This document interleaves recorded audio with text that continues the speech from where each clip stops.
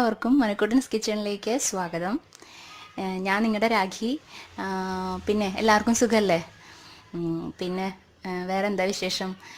ഇപ്പോൾ ഇന്ന് ഞാൻ വന്നിരിക്കുന്നത് പഴംപൊരിയുടെ റെസിപ്പി ആയിട്ടാണ്. എല്ലാവർക്കും അറിയുന്ന ഒരു കാര്യമായിരിക്കും അത് അല്ലേ?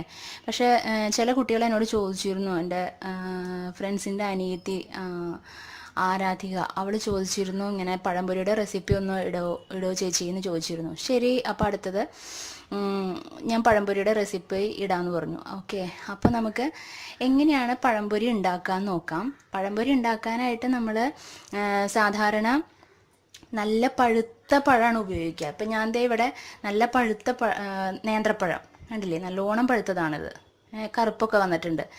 അപ്പോൾ കുറച്ച് നല്ല മധുരം ഉണ്ടാവാൻ വേണ്ടിയിട്ടാണ് ഞാൻ പറയണത്. ഓക്കെ, അപ്പോൾ നല്ലോണം പഴുത്ത നേന്ത്രപ്പഴം എടുത്തിട്ടുണ്ട്.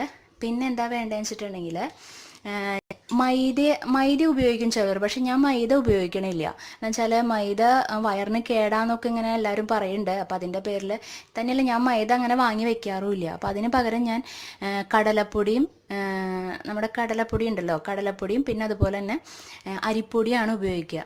അപ്പോൾ ഇത് എല്ലാവരുടെ വീട്ടിലും സാധാരണ ഉണ്ടാവണ ഒരു കാര്യമാണത് അല്ലേ?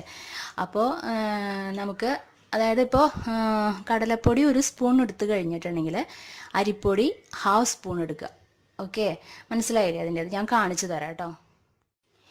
ഇപ്പോൾ ഞാൻ 1 സ്പൂൺ കടലപ്പൊടി എടുത്തിട്ടുണ്ട്. ഓക്കെ, അത് അതിലേക്ക് ഇടാണ്. എന്നിട്ട് അതിൻ്റെ നേർപകുതി, ഇപ്പം ഞാൻ അതിൽ നിറച്ച് കടലപ്പൊടി എടുത്തിരുന്നു, അതിൻ്റെ നേർപകുതി അരിപ്പൊടി എടുക്കുക. ഇതിൽ നിറച്ചുണ്ടായിരുന്നു, അതിൻ്റെ നേർപകുതി എടുക്കുക. ഓക്കെ, ഇപ്പോൾ അതെങ്ങനെയാണെന്ന് മനസ്സിലായില്ലേ? അപ്പോൾ ഞാൻ മൈദയ്ക്ക് പകരമാണ് ഇപ്പോൾ അരിപ്പൊടി ഉപയോഗിക്കുന്നത്, കടലമാവും ഓക്കെ കടലപ്പൊടിയും കൂടെ ഉപയോഗിക്കുന്നത്. പിന്നെ നമുക്ക് ആവശ്യത്തിന് ഉപ്പ് ചേർക്കണം. ആവശ്യത്തിന് ഉപ്പ് ചേർക്കുക. അത് നിങ്ങൾ അത് മിക്സ് ചെയ്യുമ്പോൾ നോക്കുക കേട്ടോ, ഉപ്പിൻ്റെ അളവ് എത്രയാണെന്നുള്ളത്. ഇത് സോൾട്ടാണ്. പിന്നെ നമുക്ക് കളറിന് വേണ്ടിയിട്ട് ഞാൻ വേറെ കളറൊന്നും ചേർക്കണില്ല. അതിന് പകരം കുറച്ച് ഒരു പിഞ്ചെന്ന് വേണമെങ്കിൽ പറയാം മഞ്ഞൾപ്പൊടി അത് ചേർക്കാണ്. ഓക്കെ, എന്നിട്ട് ഇത് വെള്ളം ഒഴിച്ചിട്ട് നന്നായിട്ട് മിക്സ് ചെയ്യുക. മിക്സ് ചെയ്യുമ്പോൾ നോക്കുക ഈ പറഞ്ഞ പോലെ ഉപ്പ് കറക്റ്റ് ആണോ എന്ന് നോക്കുക. ഓക്കെ, നമുക്കിത് നന്നായിട്ട് വെള്ളം ഒഴിച്ചൊന്ന് മിക്സ് ചെയ്യാം. ഇനി നമുക്കിത് അതിൽ കുറച്ച് വെള്ളം ഒഴിച്ചിട്ട് മിക്സ് ചെയ്യാം. നോക്കിയിട്ട് വേണം കേട്ടോ നിങ്ങൾ ചെയ്യാനായിട്ട്. വെള്ളം ഒഴിച്ചിട്ട് നന്നായിട്ട് മിക്സ് ചെയ്യുക.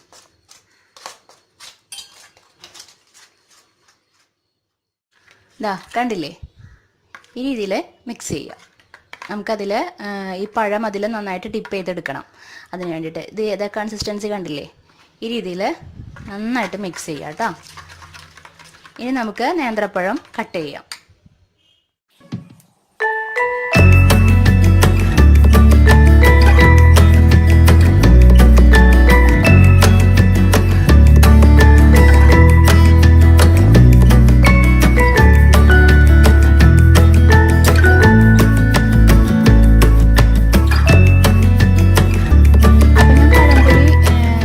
നമ്മൾ വറുത്ത് കോരിയിടുമ്പോൾ അതിൽ എണ്ണമയം ഉണ്ടാവും അല്ലേ? അപ്പോൾ അത് പോകാൻ വേണ്ടിയിട്ട് ഞാൻ പ്ലേറ്റിൽ ടിഷ്യൂ പേപ്പർ വെച്ചിട്ടുണ്ട്. ഈ ടിഷ്യൂ പേപ്പർ വെച്ച് കഴിഞ്ഞാൽ നമുക്ക് എണ്ണ ഇങ്ങനെ അടിയിൽ ഇങ്ങനെ തങ്ങി നിൽക്കില്ല. അതിലത്തെ എണ്ണമയം ഫുള്ള് പൊക്കോളും. ആ വെളിച്ചെണ്ണമയം ഉണ്ടാവുമല്ലോ, അത് ഫുള്ള് പൊക്കോളും. അതിന് വേണ്ടിയിട്ട് നമ്മളിങ്ങനെ എന്തെങ്കിലും ഏതൊരു സാധനം നമ്മൾ വറുത്ത് കോരുമ്പോൾ അതിങ്ങനെ ഒരു ടിഷ്യൂ പേപ്പറിലേക്ക് എടുത്തിടുക. എന്നിട്ട് നമുക്ക് വേറൊരു പാത്രത്തിലേക്ക് പകർത്തി വയ്ക്കാം. അപ്പോൾ നമുക്ക് എണ്ണമയം അധികം അതുമ്മൽ ഉണ്ടാവില്ല. ഓക്കെ, അപ്പോൾ ഓരോ നേന്ത്രപ്പഴവും ഇതുപോലെ ഇങ്ങനെ കട്ട് ചെയ്ത് വെച്ചിട്ടില്ലേ, ഇത് ചെറിയ കഷ്ണമാണ്, നമ്മൾ 2 ആക്കിയിട്ട് 4 ആക്കുക ചെയ്തത്.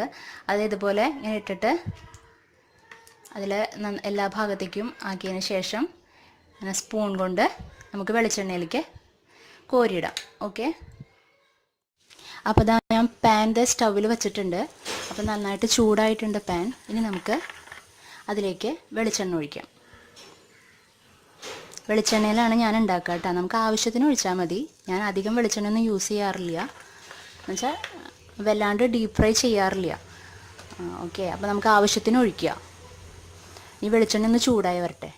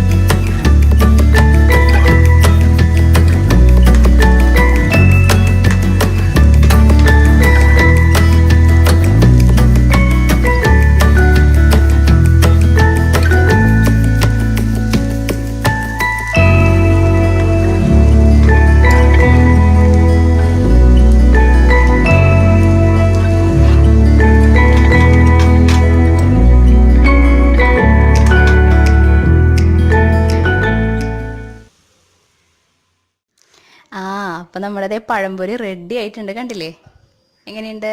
ഇപ്പം ഞാൻ ആ ടിഷ്യൂ പേപ്പറൊക്കെ അതിലേക്ക് വറുത്തിട്ടതിൻ്റെ പേരിൽ എണ്ണമയം ഇല്ല, കണ്ടോ? അല്ലെങ്കിൽ ഇങ്ങനെ അടിയിൽ ഇങ്ങനെ എണ്ണ ഊറി നിൽക്കും അല്ലേ, ശരിയല്ലേ? അപ്പോൾ ഇങ്ങനെ ചെയ്താൽ മതി. എന്ത് വറുത്ത് കോരുമ്പോഴും, ഇപ്പോൾ എന്തായാലും മീനായാലും ശരി എന്തായാലും ശരി, നിങ്ങൾ അങ്ങനെ വറുത്ത് കോരുമ്പോൾ ടിഷ്യൂ പേപ്പർ വെച്ചിട്ട് അതിലേക്ക് വറുത്ത് കോരിയിടുക. എന്നിട്ട് പിന്നെ ഇങ്ങനെ നമുക്ക് വേറെ പാത്രത്തിലേക്ക് ഇങ്ങനെ പകർത്താം. എങ്ങനെയുണ്ട്? ഇത് ഈസി അല്ലേ ഉണ്ടാക്കാനായിട്ട്? പെട്ടെന്ന് ഉണ്ടാക്കി കഴിയും അല്ലേ? നല്ലൊരു 4 മണി പലഹാരമായിട്ട്, നല്ലൊരു സ്നാക്സായിട്ട് നമുക്കിത് ഉപയോഗിക്കാം. ഒരു നേന്ത്രപ്പഴം ഉണ്ടെങ്കിൽ നമുക്കിതുപോലെ വേഗം ചെയ്യാം. അപ്പോൾ മൈദയ്ക്ക് പകരം ഞാൻ അരിപ്പൊടിയാണ് ഉപയോഗിച്ചത്. ഓക്കെ, അപ്പോൾ അതിൻ്റെ എങ്ങനെ ഞാൻ എടുത്തതെന്ന് നിങ്ങൾ മനസ്സിലാക്കില്ലേ, അതിൻ്റെ അളവൊക്കെ? ഓക്കെ, അപ്പോൾ ഇത് നിങ്ങൾക്ക് ഇഷ്ടമായോ ഈ വീഡിയോ, ഈ റെസിപ്പി ഇഷ്ടമായോ നിങ്ങൾക്ക്?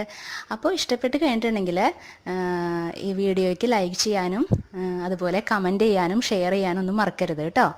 ഓക്കെ, അപ്പോൾ ഇനി വേറൊരു പുതിയൊരു റെസിപ്പി ആയിട്ട് ഇനി ഞാൻ അടുത്ത എപ്പിസോഡിൽ വീണ്ടും വരാം.